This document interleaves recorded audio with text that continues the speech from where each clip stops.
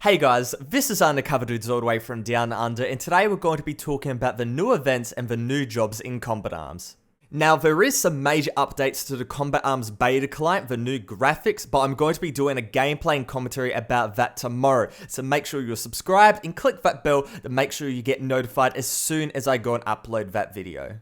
Okay, so let's get right into it, and the first thing I want to go and talk about is Nexon is doing another Scorpions vs Spiders event. Now, if you don't know what this event is, basically everybody in Combat Arms is split into two teams, Scorpions or Spiders, and with that, the team that gets the most XP at the end of each week goes and gets a reward. Now, the loser gets a reward as well, but it's definitely not as good. As you can see on your screen right now, the rewards for the 4 weeks are shown, with the first week being that the winners will go and get a missed weapon plus, and the losers will go and get a missed gear plus. Now, saying that, everybody's gonna go and get shit gear and shit weapons, so overall, not really much lost there, but congrats to the one person, like the one drop in the whole sea of the Combat Arms playbase that will go and get a really good weapon for permanent by just complete luck in one of those cases, so congrats to you, and early congrats to you if you are watching this video. Now, for the rest of the weeks, one that I really want to go and point out is week 3. Now, in week 3, the winners will go and get the AEK 971 for permanent, but the losers will go and get the M14 for permanent.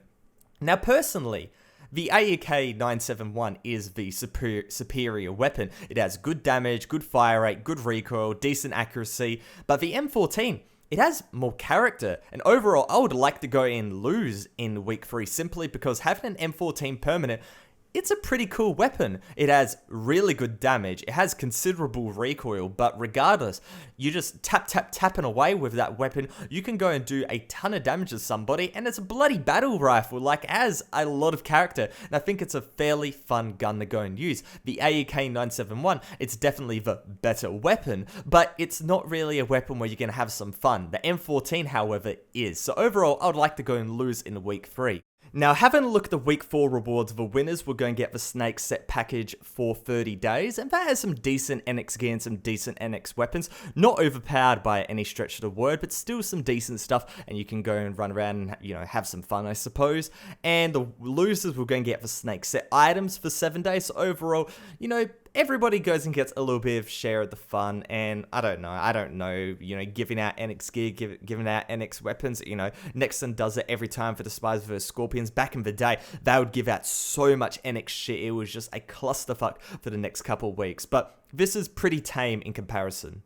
With all of that said, I think it's pretty smart that Nexon's going and doing another Spiders vs Scorpions, simply because they went in and banned a ton of people, a metric shit ton of people were unbanned last week, and going and giving us a little bit of an event to go and give us a bit of an incentive to go and play the game is a fairly decent idea. And in conjunction to the next 2 things I'm going to be talking about, there is a ton of stuff people can go and do over these next couple of weeks, and that's definitely going to keep play numbers up for Combat Arms. Now, getting right into it, Nexon is going and dropping a ton of upgrade jobs on us. Now, they're doing the global M4A1 SOPMOD and the DSR-1 at the exact same time. Now, basically, whenever you go and log into Combat Arms, you're going to get a DSR-1 event and a global M4A1 SOPMOD event in your inbox, and that will be for 1 day. Now, you'll go and get that every single day you log in the Combat Arms, and you can keep it going and going and going and going. Now, the reason for that is, if you go and activate the job in your jobs little tab, top right hand corner, whatever, you go and start the job, and you get 500 kills with the global M4A1 SOPMOD event, you go and get that weapon for permanent. Now, it's not as good as it sounds if you haven't played Combat Arms for quite a long time. It's basically a considerably nerfed version of the normal M4A1 SOPMOD, but regardless, it's still an okay weapon, and it's on par with GP weapons and all that. Moving on to the DSR-1, it's the exact same DSR-1 that you can go and rent in the store, but with that said, you can't go and sell these weapons back. You won't go and get any GP from them, so you can't go and farm the weapon and then sell it back and get 100k GP. It doesn't work like that. And also, make sure to go and actually start the event, top right hand corner, go to your jobs, actually go and accept the job, because if you don't, the kills won't be tracked. And on top of that, Nexon's going doing a ton of underdog weapon upgrade jobs. Now, basically, these are, if you go and use one of these very shit weapons, you go and get a certain amount of kills, you will go and get a reward. So, for example, if you use the Groza, you get 600 kills, you go and get the extended magazine extreme for the assault rifle. So, overall, that's going to go and make a few people happy if they want to go and grind and get that attachment for permanent, so they don't have to go, buy it every single day. Going down the list, ones that I think are quite cool are quite all of them actually. SC S3 Suppressor Assault Rifle, iTech Reflex Sight Assault Rifle, Urban Camo, Fast Reload Extreme SMG, yeah, not so good. ACOG TA1 Scope for Assault Rifle, that's a decent, that's a K2, 600 kills.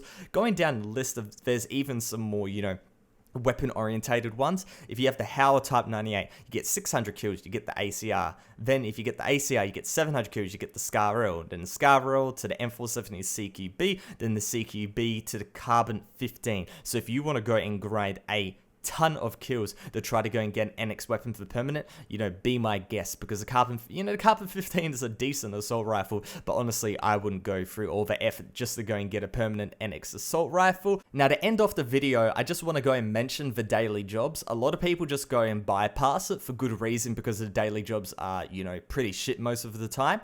But for this event, there are some okay rewards. Talking about the most significant one, if you go and play combat arms for 50 minutes, in-game 50 minutes, you'll go and get a bonus 200% XP combined with a 100% GP. Now, I don't know if that's 10 times, I don't know if that's 1 times, but regardless, if you're playing combat arms and grinding Lunar Labs Elimination Pro and you want to go and get some more XP, just go and chuck that on at the end of your Lunar Labs game, then boom, you can go and put another pass on and we'll be A-okay.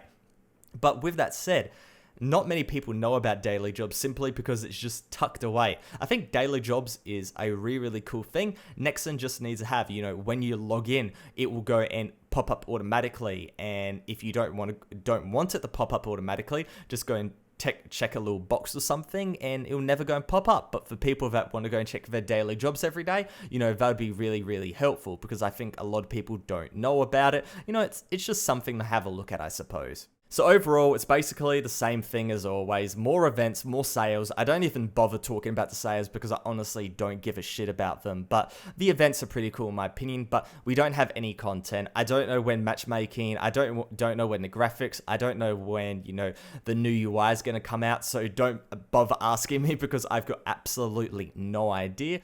But hopefully it comes out relatively soon. Everybody's been waiting, and I would rather it just keep getting delayed and delayed and delayed if it isn't ready. I think hitting us all at once with all this really cool stuff when it's absolutely perfect is better than going and giving us a half-assed product and then Nexon has to go and fix over the next couple months. That really just goes and kills off all the hype, and any new players will think, wow, this game's pretty shit, and never install it again. Going getting everything right the first time is really important, along with the myriad of bug fixes that, have to be implemented before this game gets anywhere near competitive.